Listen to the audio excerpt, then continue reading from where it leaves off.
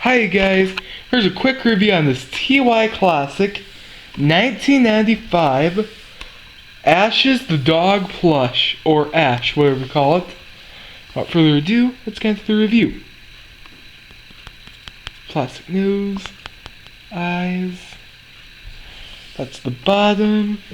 This is the hang tag of the dog.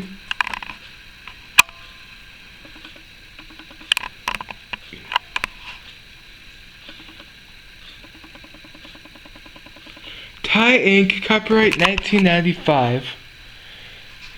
The ears, the black fur, the tail,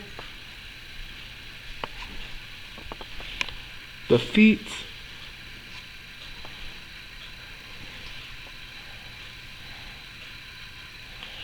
there's that side, the other side, that's the very back of it, and that's it.